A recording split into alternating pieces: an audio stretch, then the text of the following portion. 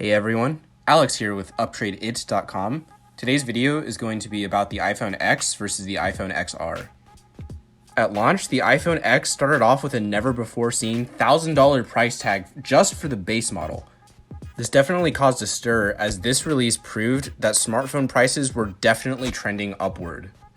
Next year, Apple released the XS and the XR models.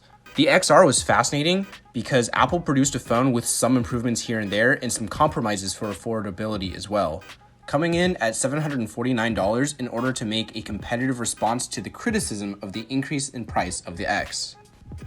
Currently, a brand new iPhone X can be bought as high as $1,093, whereas a brand new iPhone XR can still retail for as high as $900 if you get the maxed out versions.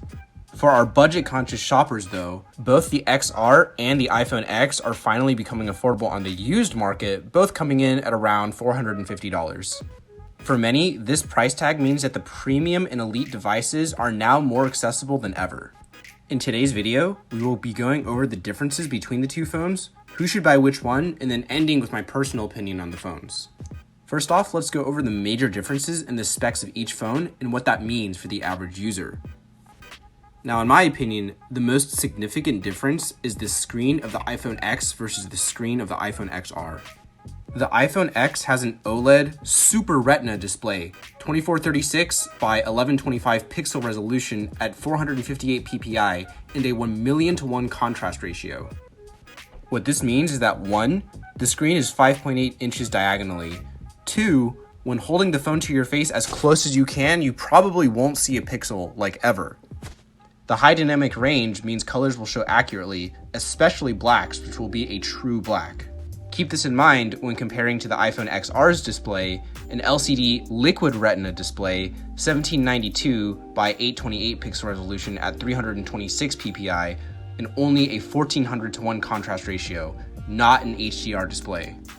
This is likely the most important key difference for some people, as no consumer wants to spend money on a device with a subpar display. First, I'm going to go over the differences between LCD and OLED, and then how this applies to everyday use. The most important difference between LCD and OLED is that LCD displays are illuminated from a light behind the display, but what makes an OLED more premium is that each pixel produces its own light. As a result, color accuracy can be more realistic as different parts of the screen can have various brightness at once. A practical example to conceptualize this feature is to imagine a rainbow on a black background. On an OLED screen, only the pixels displaying the rainbow will be on, and the black part of the background will not have any light emitted, resulting in a more accurate black. On an LCD display, it can still produce a black color, but the entire screen will be lit, making the experience not as pleasing to the eye as it would be on an OLED. I wouldn't say to be discouraged though, because before the iPhone X, all iPhones had LCD displays, which looked great for most people. OLED might be a little bit nicer, but in reality, it's a great versus better comparison. Now, to go over PPI, or pixels per inch, know that holding the XR to your face and inspecting closely, you may see some pixels, but Apple carefully maintained the pixel density so that under normal use, even laying in bed using the phone pretty close to your face, you're not going to notice the individual pixels while using the device. To conclude our analysis of the XR's display, we can say that 1. The screen is actually bigger at 6.1 inches across. 2. The resolution in pixels per inch is also smaller, but still classified as Apple's Retina. And 3. The lack of HDR and the use of an LCD instead of an OLED means that color range will be smaller and that blacks won't be an absolute black. Personally, instead of imagining the XR being made cheaply, I like to think that the XR is what Apple would have produced if they decided to continue the design lineup with their history of high-quality LCDs, instead of experimenting with more cutting-edge technology, as at the end of the day, nobody is really complaining about the display from the iPhone 7 or the iPhone 8. Next, we have the processor. The iPhone X is using the A11 Bionic chip, and the iPhone XR shares the same processor as the XS with the A12. When the iPhone X released, it was definitely the best-in-class mobile processor of its time, and compared to the newer A12, it actually holds up pretty well. The main improvements from the A11 to the A12 was mostly power efficiency, along with some slight speed increase.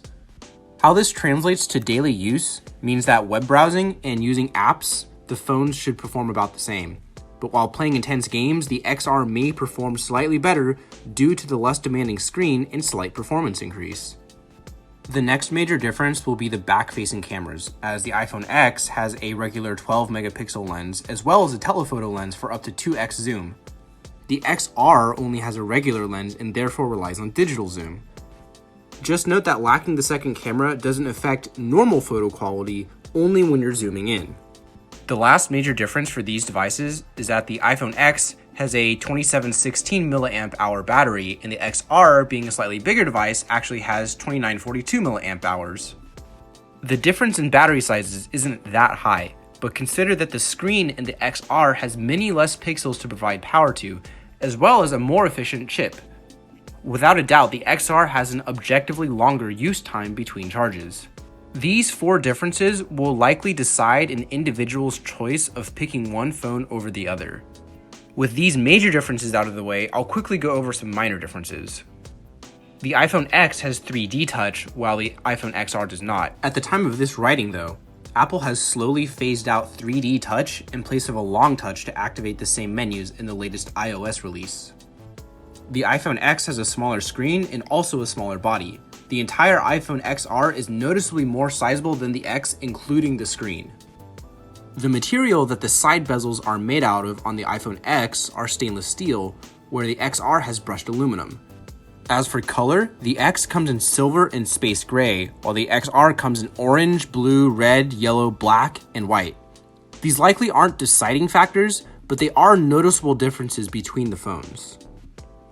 So, with these factors laid out, you should be able to choose based on your preference for screen size, processing speed, photos, and battery life.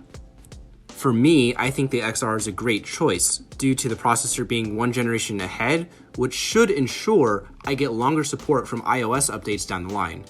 I think we're getting a great value with the screen, as you aren't paying for an over-engineered display that most people won't receive a marginal benefit from, and the fact that we are getting a plus-sized phone for less than a standard one.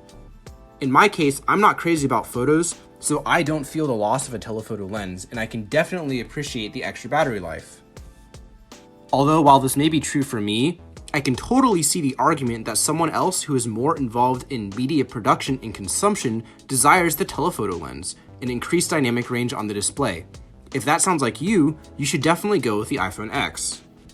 Hopefully this video was informative and you can see how buying either a used iPhone X or XR is currently a great value either way, as the price to performance curve has peaked for these Apple devices, coming in at roughly $450 for either device.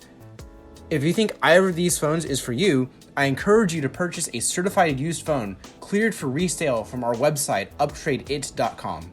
Thank you for your continued support and have a wonderful day.